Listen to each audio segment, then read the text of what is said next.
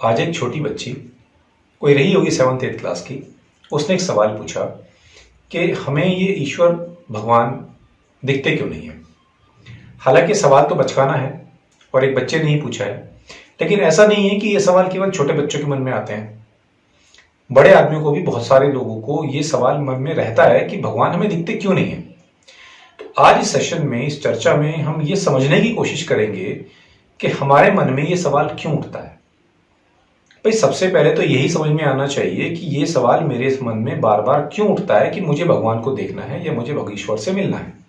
अगर किसी भी ऐसे आदमी से जो ये कहे कि मुझे ईश्वर से मिलना है या मुझे भगवान को देखना है, उससे ये पूछ लूं या उससे ये पूछ लिया जाए कि तुम्हें भगवान से क्यों मिलना है, क्या काम है, क्या करोगे मिलके, तो 90% लोगों के पास इस बात का कोई जवाब नहीं होता है। किसी के पास कोई जवाब नहीं है। इस बात का जवाब मैं देता हूं कि हमें भगवान से क्यों मिलना है। सबसे बड़े जो सवाल है वो ये है कि जब हम, कोई भी आदमी ये कहता है कि मुझे भगवान से मिलना है, एक्चुअली उसे भगवान से मिलना नहीं है। उसे भगवान से कोई काम नहीं है, ना ही उसे भगवान को देखना है। उसे असलियत में भगवान, ईश्वर नाम की किसी चीज पर यकीन ही नहीं है। उसे आस्था ही नहीं है कि भगवान जैसी कोई चीज, ईश्वर जैसी कोई चीज होती भी है। तो जब वो ये कह रहा है कि मुझे भगवान से मिलना है, इसका मतलब वो सिर्फ वेरीफाई करना चाहता है, वो सबूत चाहता है कि भाई तू आ, मेरे सामने खड़ा हो और मुझे साबित कर कि हाँ तू है। बस इतनी सी बात है। हर वो आदमी जो ये कह रहा है ना कि मुझे भगवान को देखना है, कोई काम ही नहीं है उसे, क्या करेगा मिलके, और क्यों देखना है। उसको देखना नहीं है, उसको सिर्फ सबूत चाहिए। वो सबूत मांग रहा है इस बात का कि अगर तू है तो आ, मेरे सामने खड़ा हो और प्रूव कर कि तू है। ये सबसे बड़ी प्रॉब्लम है। दूसरी बात, जब भी कोई आदमी ये कहता है कि मुझे ईश्वर से मिलना है, तो ये जो ख्याल है, ये जो क्वेश्चन है, ये दिमाग में उठता क्यों है। ये क्वेश्चन दिमाग में इसलिए उठता है क्योंकि हमारे यहाँ जो ईश्वर है उसकी कल्पना एक व्यक्ति के रूप में की जाती है। अगर आप गूगल पे जाइए तो गूगल पर जाकर किसी भी देवी देवता, किसी भी भगवान का नाम टाइप कीजिए, वो उसकी हजारों इमेज आपको दिखा देगा। बचपन से लेके जवानी, बुढ़ापा, सब कुछ दिखा देगा। मतलब हमारे दिमाग में जो ईश्वर की जो इमेज है, जो कल्पना है, वो बिल्कुल अपने जैसी है।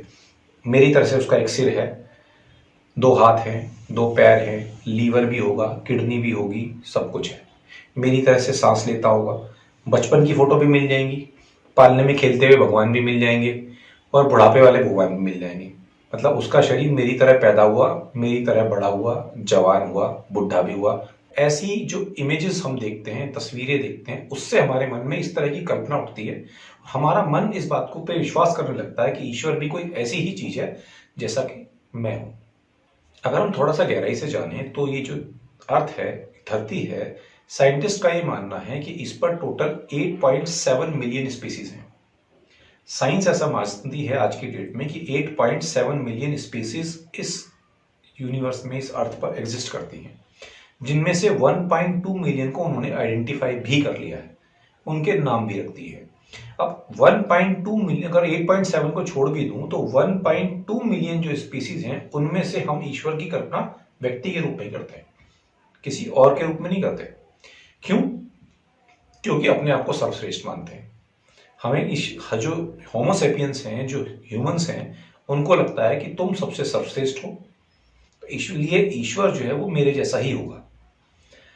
इस चीज को मैं थोड़ा और आपको इलेबोरेट करके समझाता हूं। हिंदू धर्म ग्रंथों में भगवान विष्णु के 9 अवतारों की बात कही गई है, जिसमें से एक है मत्स्य। अब यहां मैं आपको मत्स्य की तस्वीर दिखाता हूं। जब हम भगवान विष्णु के मत्स्य अवतार की बात करते हैं तो आप देखते हैं कि इस मत्स्य अवतार में भी उनके शरीर का जो निचला हिस्सा है उसे मछली के जैसा बनाया गया, लेकिन ऊपर के हिस्से को फिर से इंसान जैसा बना दिया गया। यानी हमारे दिमाग में ईश्वर की कल्पना एक व्यक्ति के रूप में कितनी स्ट्रांग है। भगवान विष्णु के जो दूसरे अवतार हैं उसके रूप में हम कुर्मा को देखते हैं, यानी कि कछुआ।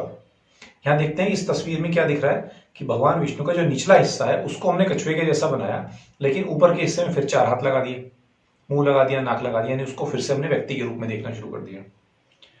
भगवान विष्णु के अगर हम तीसरे अवतार की बात करें तो वराह अवतार की अगर हम बात करें तो वराह अवतार में क्या कि ऊपर के हिस्से को, मुखमंडल को वराह का जैसे बना देगा, लेकिन नीचे शरीर में फिर से वही पैर लगा दिए, धोती पहना दी, आभूषण बना दिए, सोने के कंगन बना दिए। तो इससे एक बात पता चलती है कि हमारे दिमाग में ईश्वर की कल्पना व्यक्ति के रूप में कितनी स्ट्रांग है कि अगर वो मत्स्य अवतार है, वो वराह अवतार है या वो नरसिंह अवतार है, तब भी हम उसमें आदमी को घुसेड़े बिना नहीं मान पाएंगे। ये हमारी सबसे बड़ी प्रॉब्लम है। इसीलिए ये थॉट हमारे दिमाग में बार बार जन्मता है कि ईश्वर दिखता क्यों नहीं है, हमें उससे मिलना है। यहां एक बात समझने वाली ये है कि सभी शास्त्रों में ये कहा गया है कि ईश्वर निराकार है, सब जगह मौजूद है, कण कण में है, सर्वत्र है और सर्वज्ञ है। अगर ईश्वर सर्वत्र है और सर्वज्ञ है और कण कण में है तो इसका मतलब बिल्कुल क्लियर है कि वो इंसान के जैसा नहीं है।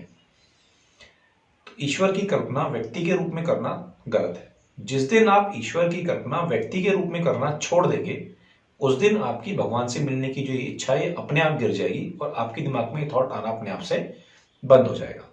ईश्वर कोई व्यक्ति नहीं है, ईश्वर कोई ऊर्जा है या कोई अनुभव है। और ये अनुभव एक ऐसा अनुभव है जिसको प्राप्त हुआ उसे वो केवल वही जानता है, वो उसे कोई दूसरा नहीं जान सकता और वो किसी दूसरे को जताया भी नहीं जा सकता। महावीर ने क्या महसूस किया, गौतम बुद्ध ने क्या महसूस किया, उन्हें कौन सा ज्ञान अनुभव हुआ, उन्होंने कैसे ईश्वर के दर्शन किए, ये उनका अनुभव था, वो केवल वो जानते हैं। वो उस अनुभव को चाह कर भी किसी और को दे नहीं पाए। उन्होंने जो ज्ञान प्राप्त हुआ, उन्होंने जो भी जाना वो उन तक रहा। उन्होंने चाहे कितने भी उपदेश दिए हों और उनके कितने भी अनुयायी बने हों, जो चीज उन्होंने महसूस की वो किसी और को महसूस नहीं करवा पाए। आनंद का आपने नाम सुना होगा, गौतम बुद्ध के बहुत ही नजदीकी शिष्य थे। जहां भी गौतम बुद्ध की नाम आता है वहां आनंद का नाम अक्सर आता है। लेकिन जो चीज गौतम बुद्ध ने अनुभव की वो अनुभव कभी भी वो आनंद को नहीं दे पाए।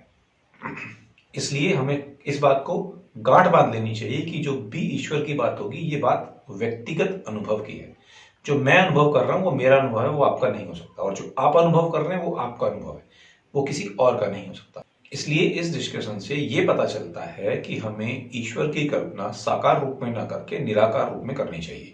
जब जब हम ईश्वर की कल्पना निराकार रूप में करेंगे तब हम उसे सर्वज्ञ और सर्वत्र के रूप में एक्सेप्ट कर पाएंगे, तभी हम उसे कण कण में एक्सेप्ट कर पाएंगे और फिर हमारी उससे मिलने की, देखने की इच्छा खत्म हो जाएगी। एक कदम और आगे चलते हैं। चलो 2 मिनट के लिए एक अजम्पशन, एक हाइपोथेटिकल सिचुएशन मान भी लेते हैं कि ईश्वर भगवान मनुष्य रूप में है, उसका एक शरीर है और वो उससे देखा जा सकता है। तब भी वो मुझसे या आपसे मिलने के लिए क्यों आए, वो हमें साक्षात दर्शन क्यों दे? आप में से कितने लोगों को ऐसा लगता है कि वो रियली डिजर्व करते हैं इस बात के लिए कि भगवान पर्सनली आके उन्हें साक्षात दर्शन दें कि देखो मैं हूं? और अगर को कभी ऐसा हुआ कि भगवान पर्सनली आए भी, उन्होंने आपको दर्शन दिए भी, तो क्या आप उसे पहचान पाओगे? आप उन्हें पहचान भी नहीं पाओगे। रामचरितमानस में स्वयं तुलसीदास ने इस बात को लिखा है और माना है कि जब प्रभु श्री राम तुलसीदास को दर्शन देने आए तो स्वयं तुलसीदास ने भी भगवान राम को नहीं पहचाना। अब यहां पर एक प्रश्न और उठता है। जैसे ही हम ये कहते हैं कि हम ईश्वर की कल्पना व्यक्ति के रूप में नहीं करेंगे, हम ईश्वर को निराकार मानेंगे, तो सबसे पहला जो सवाल खड़ा होगा इसमें, तो इसका मतलब हो गया कि ये जितने भी मंदिर हैं जहां मूर्ति पूजा हो रही है, तो सबसे पहला जो सवाल खड़ा हो जाएगा वो सवाल खड़ा हो जाएगा मूर्ति पूजा में। तो इसका मतलब ये हो गया कि हमें मूर्ति पूजा नहीं करनी चाहिए और मूर्ति पूजा का जो कॉन्सेप्ट है वो गलत है।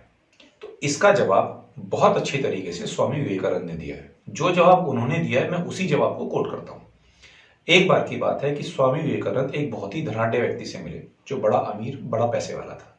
जब स्वामी विवेकानंद उस व्यक्ति से मिले तो उस व्यक्ति ने स्वामी विवेकानंद का अपमान किया, उन्हें अपशब्द कहे, उन्हें ढोंगी कहा और ये कहा कि तुम झूठ बोलते हो, तुम एक ढोंगी हो, ये मिट्टी की पत्थर की मूर्तियां लेकर घूमते हो, ये कागज की कैलेंडर लेकर घूमते हो और लोगों को मूर्ख बनाते हो, इनमें कोई भगवान थोड़ी ना होता है, ऐसा कोई भगवान कुछ नहीं होता है।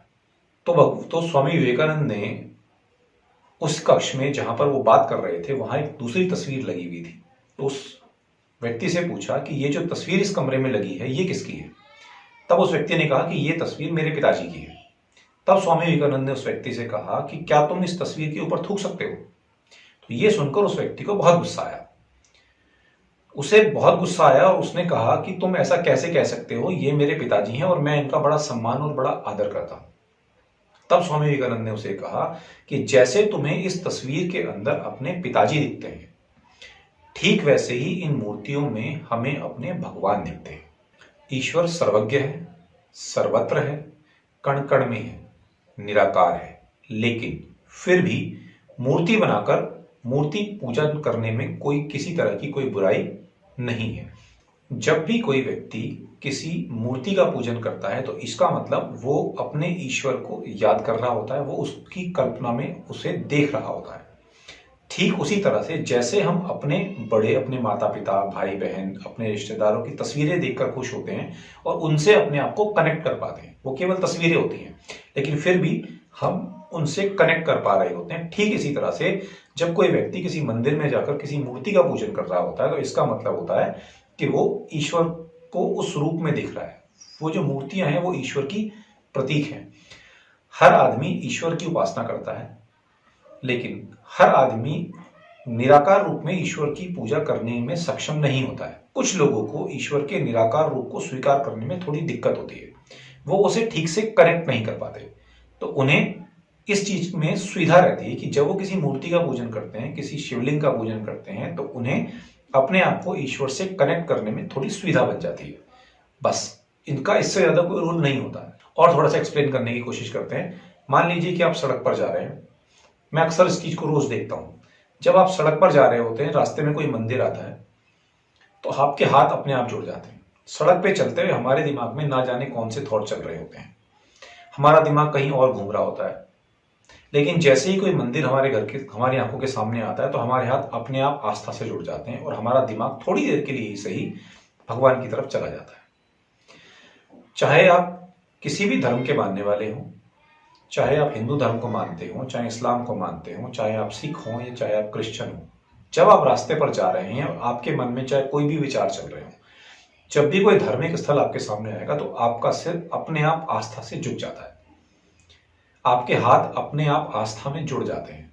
तो इसका मतलब है कि ये मंदिर, ये मस्जिद, ये गुरुद्वारे, ये गिरजाघर अपनी एक रिलेवेंस रखते हैं कि जब भी आप ईश्वर से डिस्कनेक्ट होते हैं और इनके पास से गुजरते हैं तो इनका एक ऐसा ऑरा होता है कि इसके ऑरा में आने के बाद आपका मन अपने आप ईश्वर की तरफ चला जाएगा, चाहे जाए 2 मिनट के लिए ही सही।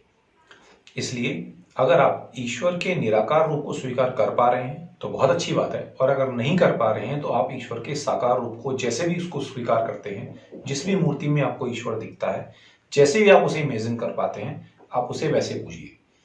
कोई भी आपको मूर्ति पूजा का खंडन करता है, कोई भी कुछ भी बोलता है, किसी की सुनने की कोई जरूरत नहीं है। जिस चीज में आपको सुविधा लगती है आप वो कीजिए, आप अपनी आस्था पर टिके रहिए। अगर आप देखने की बात कर रहे हैं, इसका मतलब ये है कि आपकी आस्था ईश्वर पे नहीं है, आप केवल वेरीफाई करना चाह रहे हैं, आपको सबूत चाहिए कि अगर है तो सामने आके दिखा।